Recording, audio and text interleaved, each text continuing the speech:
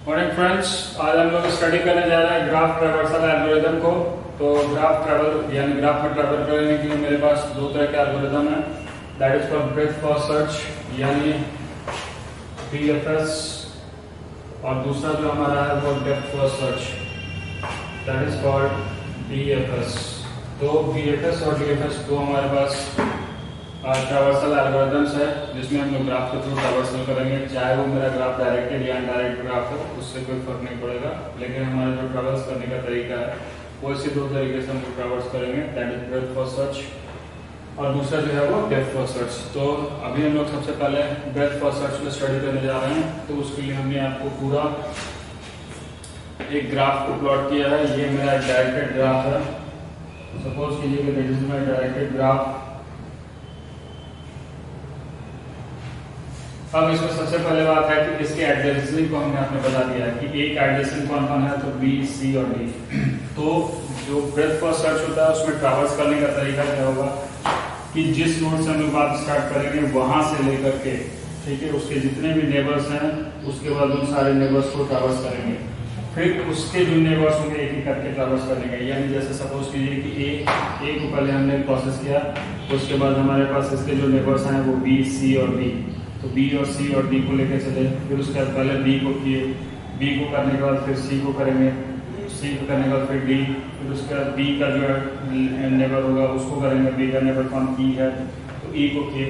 इस तरह से हमारा चलते चला जाएगा। यानी पहले जो A करेंगे उसके जितने नेबर्स हैं उसके बाद वो होंगे, फिर उसके जो नेबर्स होंगे वो होंगे। इस तरह से जो आपका वो प्रोसेस जो है वो ब्रेथ फर्स्ट सर्च में हम लोग चलते हैं। तो ब्रेथ सर्च को इम्प्लीमेंट करने के लिए बेसिकली हम लोग क्यू का सहारा लेते हैं। जो बात ध्यान में रखिएगा कि ब्रेथ फर्स्ट सर्च के लिए हम लोग क्यू का सहारा लेते हैं, और दूसरा जो हमारा है डेप्थ फर्स्ट सर्च उसके लिए हम लोग जो है वो ऐप के ये स्टैक का सहारा लेकर के चलेंगे। यानी स्टैक डेटा स्ट्रक्चर का हम लोग सहारा लेकर के उसको इम्प्लीमेंट करेंगे। तो ये जो हमारे पास दो तरीके हैं, तो उसी लिए सबसे पहले हम लोग ब्रेथ सर्च में अगर ये इसमें अगर हम लोग ब्रेथ फर्स्ट सर्च यानी ट्रैवर्स कर रहे हैं ब्रेथ फर्स्ट सर्च के अनुसार, तो हमारे पास कैसे ट्रैवर्स करेंगे वो देखिएगा। तो सबसे पहले हमको करना we can use two array during the execution of the algorithm. दो एरे को हम लोग कंसीडर कर रहे हैं, एक हमारा क्यू के नाम से और दूसरा ओरिजिन के नाम से यानी ORG के नाम से। अभी मेरा फ्रंट और रियर जो है वो माइनस माइनस है, तो बेसिकली क्यू का हम लोग जो सहारा लेकर के चल रहे हैं, तो ये एरे के रूप में रिप्रेजेंट किए हैं क्यू को। तो यहाँ पर सबसे पहले फ्रंट और रियर को बढ़ाएंगे, फ्रंट और रियर बढ़ा, उसके क्यू में हम लोग ऐड करेंगे। सबसे पहले ये नोड हमारा आया, यानी A सबसे पहले से बात स्टार्ट करें A, और A को हमने प्रोसेस किया। ओरिजिन में हम लोग क्या रखेंगे कि A का जो A कहाँ से, मतलब A से रिलेटेड A, मतलब कहने का मतलब है A कहाँ से रिलेटेड था उससे बात करेंगे। तो A चूंकि स्टार्टिंग है इसलिए हम लोग यहाँ पर ओरिजिन में यानी ORG में नल लेकर के चले। अब तो सबसे पहले अगर A को प्रोसेस किए तो हमारे क्या हुआ, फ्रंट बढ़ा, तो फ्रंट हमारे क्या हो जाएगा, हो जाएगा 1। अब A से जितने भी A के जितने भी नेबर्स हैं उसको हम लोग इसमें ऐड करेंगे, यानी B, C और D वो सब ऐड हो गए। अब इन सारे का जो ओरिजिन है वो A है।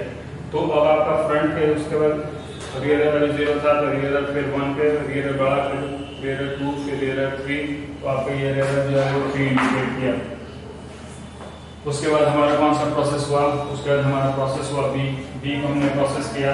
B को जब प्रोसेस किया तो B को प्रोसेस करने के बाद B के जो नेबर्स हैं वो क्यू में आएंगे। तो B के जो नेबर्स हैं वो हमारे पास कौन से हैं, E है, तो E को हमने किया।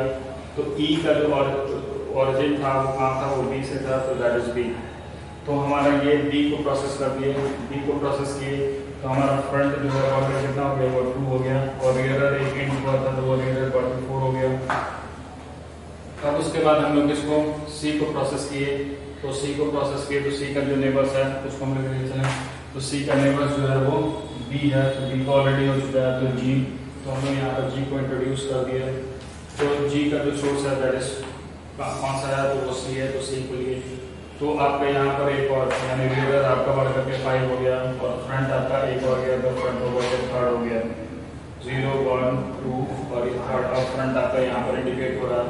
अब उसी तरह से फिर हम लोग इसको किए, फिर D को हम लोगों ने प्रोसेस किया। D को प्रोसेस करने के बाद हमारे पास D से जितने नेबर हैं उसको इंक्लूड कर दिए।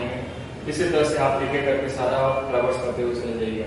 तो सिंपल कॉन्सेप्ट हमारे पास ये है कि हम जहां से बात स्टार्ट करेंगे, ठीक है, पहले वो, उसके बाद फिर जितने उसके नेबर्स हैं उसको प्रोसेस करना है, उसके बाद फिर उसके जो नेबर्स होंगे एक उन सारे नेबर्स को देखते हुए चले जाएंगे। तो ये मेरा ब्रेथ फर्स्ट सर्च जो है वो करेगा।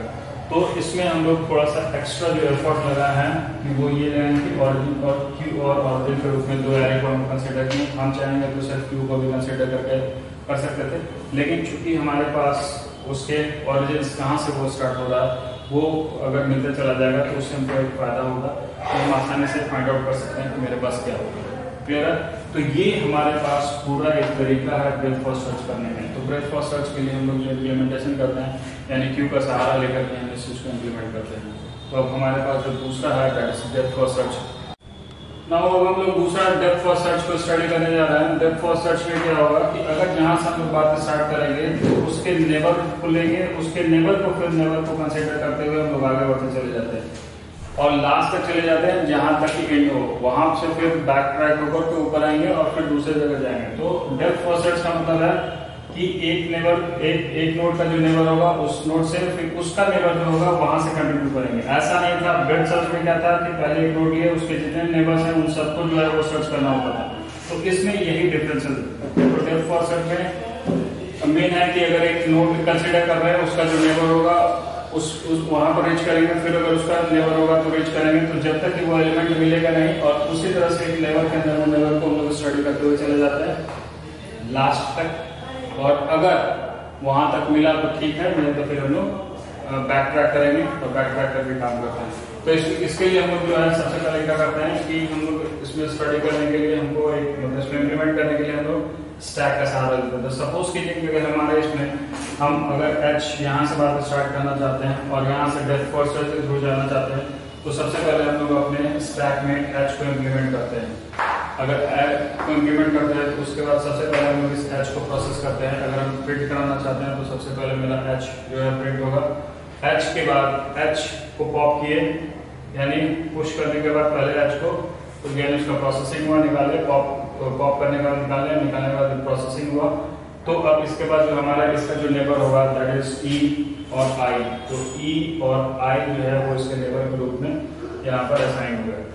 अब यहाँ पर टॉप ऑफ द स्टैक कौन है? आई है। तो आई को फिर हम लोगों ने प्रोसेस किया, तो आई यहाँ से निकला और उसका प्रोसेसिंग हुआ। आई निकला तो आई का जो है नेबर है उसको देखेंगे। तो आई के नेबर के रूप में हमारे पास यहाँ पर है सिर्फ एफ।